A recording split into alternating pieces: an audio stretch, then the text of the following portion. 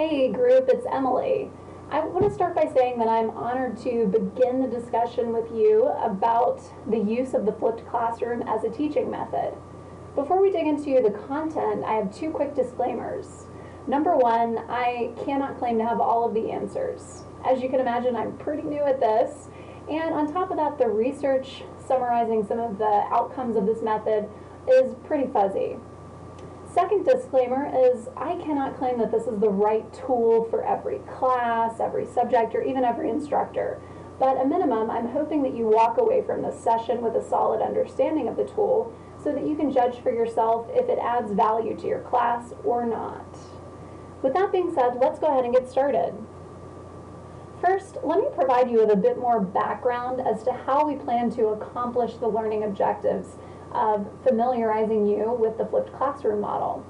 Essentially, there are four key elements that we'll use to accomplish these learning objectives. So first off, the video that you're currently watching lays the groundwork and helps to define what is the flipped classroom model. Secondly, the articles that I provided in a link in email will do a nice job of extending your understanding of the flipped model, also providing you with a couple of examples of how the flipped model is used in higher ed. Number three, I've asked for you to come prepared to our workshop having completed a worksheet, which will allow you to apply everything you've learned about the flipped model by designing a single session of a flipped class for a course that you've taught in the past. And then finally, when you come to the live workshop on the 22nd, you'll be able to immediately engage with your colleagues and really leverage the collective wisdom of the group as you're designing a flipped activity. And the goal here is that you're going to leave the workshop on the 22nd with at least a pilot plan or a sketch of one flipped class meeting. So with that being said, let's first dig into our agenda, what we plan to accomplish in this video. There are 6 items that the video will accomplish. First off, we'll define what is a flipped classroom. I'll go through some of the benefits and then also the drawbacks of this method.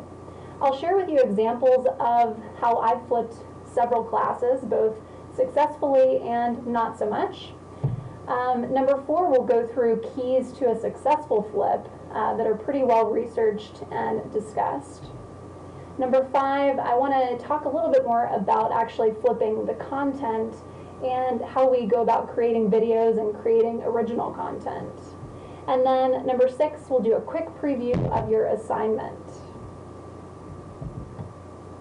To help us understand what is a flipped classroom, I'd like to share with you a 1-minute clip from the UT Austin Teaching and Learning Center. I think it does a really nice job of summarizing the method of teaching.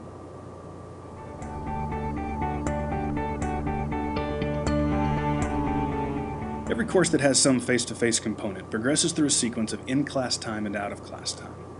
In a traditional lecture-based class, students are typically assigned material to study before coming to class, but then are expected to sit through a presentation that often covers similar content, and then assigned something to do for homework, usually on their own. In a flipped class, students have access to the instructor's lectures ahead of time, along with any other background material that they need, which frees up face-to-face time to let students seek clarification from instructors, collaborate with peers, and practice applying concepts while getting guidance and feedback directly from experts in the moment when it can help them most. This lets students leave class with an even greater collection of resources and a clearer awareness of what they need to focus on to close any gaps that remain in their learning. For more information on the flipped classroom and other teaching and learning resources, go to ctl.utexas.edu. Now that we have a common working definition for what it means to flip the classroom, I'd like to move on and share with you benefits and then also drawbacks of the method. Class time efficiency. By pulling the lecture content out of the class, you free up significant in-class time that you can use for experiential learning opportunities, discussions, group work, whatever. Second benefit, students in flipped classes report greater levels of engagement and also greater levels of ownership when it comes to actively owning the learning process. Number 3 is differential pace. So by taking the lecture and pulling it into the home environment in a video, you allow the students to slow down the pace of the lecture, to speed it up if they need to. to pause and take notes at key points within the lecture. So this really accounts for and allows for different speeds of learning within our student population. And then the fourth key benefit is increased student outcomes. So again, the research is a bit fuzzy here, but overall, studies report students in flipped classes have greater levels of satisfaction, greater levels of engagement, greater levels of knowledge retention, and then as a result, grade performance. So like anything, this method is not perfect. It has challenges and drawbacks. I'll share with you 4 of the key challenges that I've faced making this transition, and then in a subsequent slide we'll talk about mitigation methods for overcoming some of these challenges.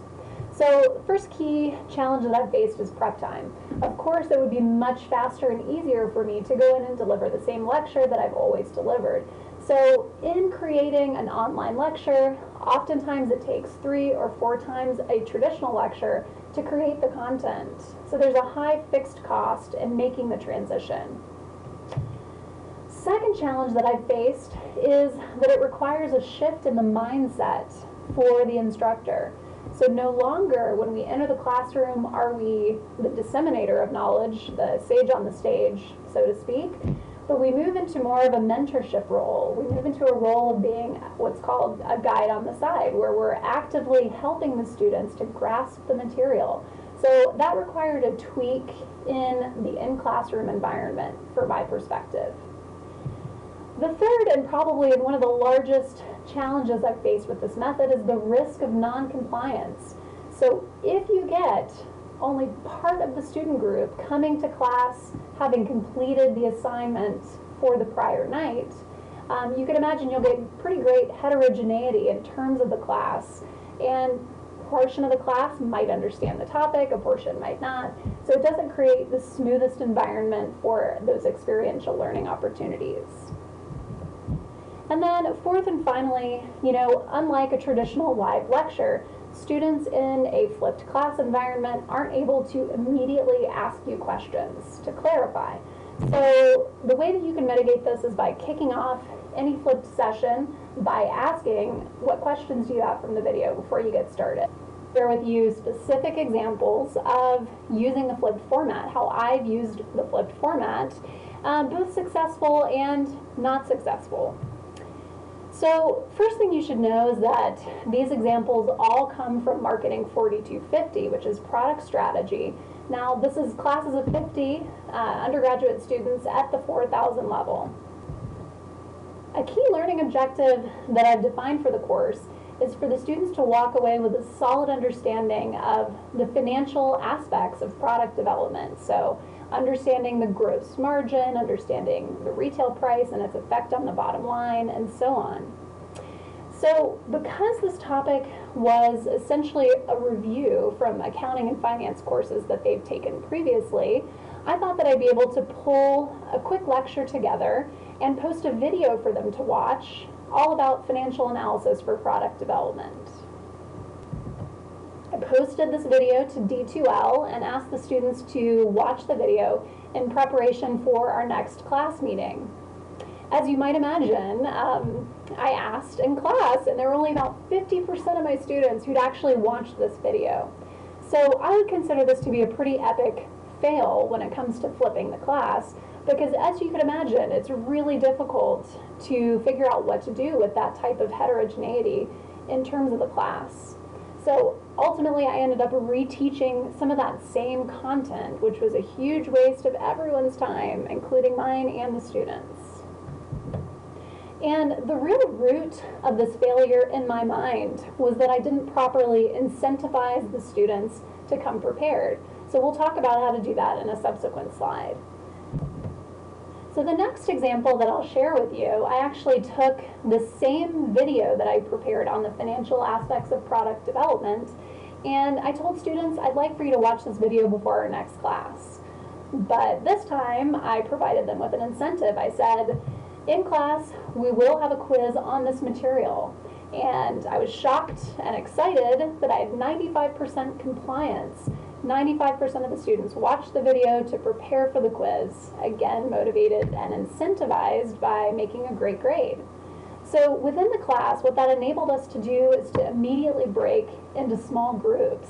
And the students were able to work through a live case study and choose new products and learn about the financial implications of their decisions for a product line, which happened to be Sharpie markers. So this is a great example, I think, of how adding an incentive can really make the flipped format work. A second example from product strategy of, I think, a pretty successful use of the flipped format. Within product strategy, one of the key learning objectives, again, is for students to understand how to write new product concepts. And this is, I will just be totally honest here, this is one of my most boring lectures. This is the one where I see the students' eyes rolling in the back of their head, they're dying a slow death. So I wanted to do something different to bring this to life a bit more. I pulled the lecture into a recorded video. So in about 15 minutes, the students are able to watch a video to understand the basics of concept writing.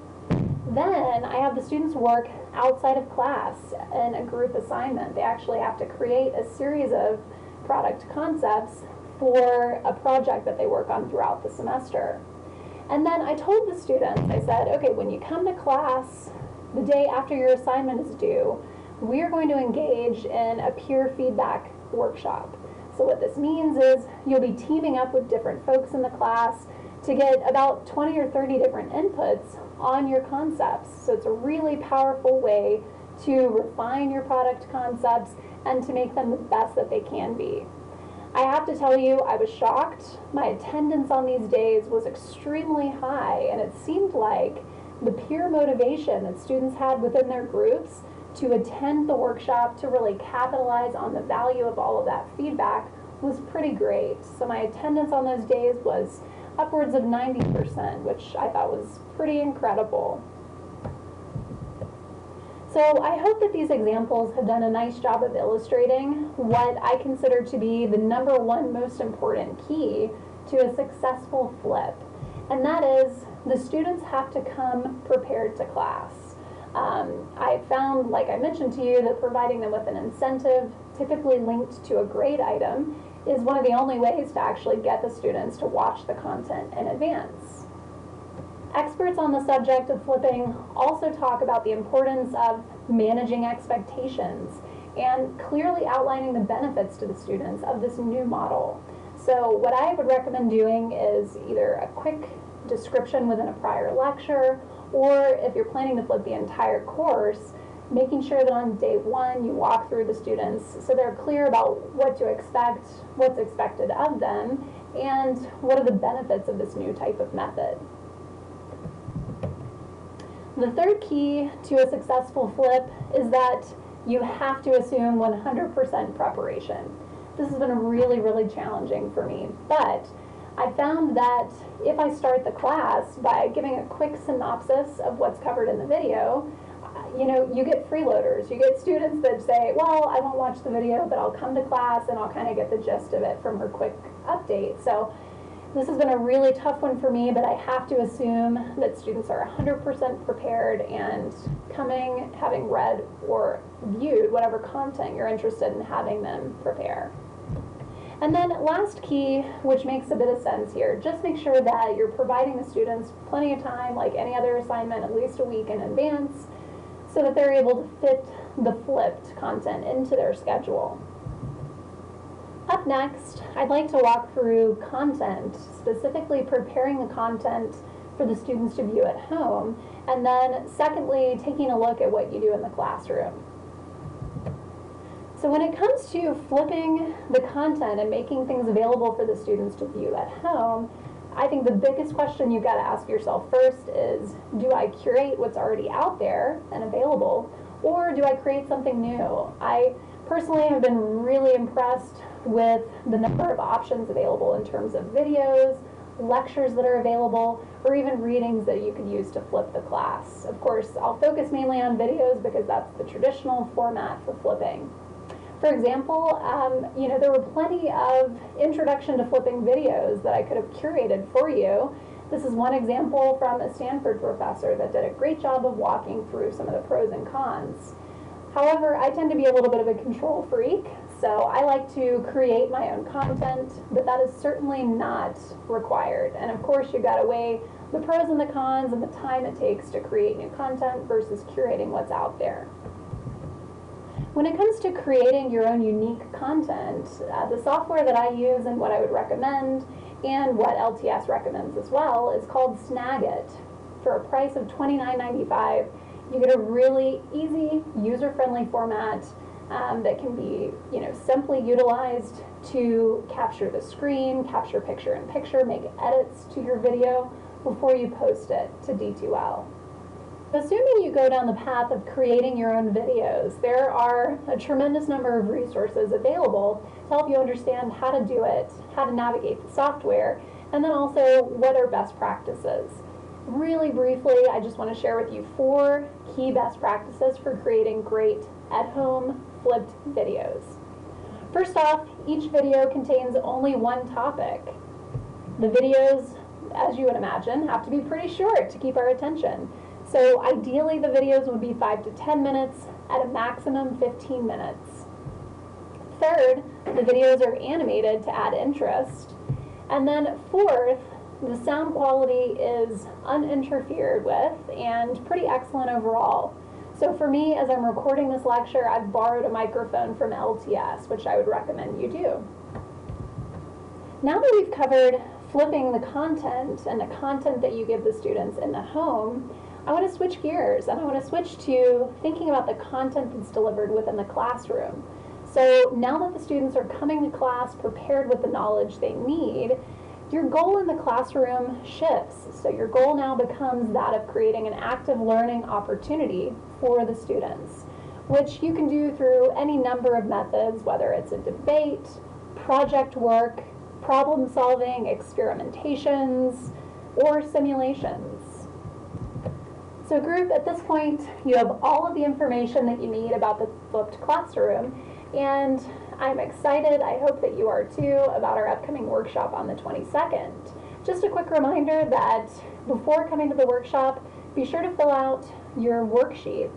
In this worksheet, your goal is to design basically one session of a flipped class. And then when you come to the workshop, you're going to be able to engage with your colleagues and capitalize on their expertise and experience in designing a flipped assignment. So thank you all much, and I look forward to seeing you on the 22nd.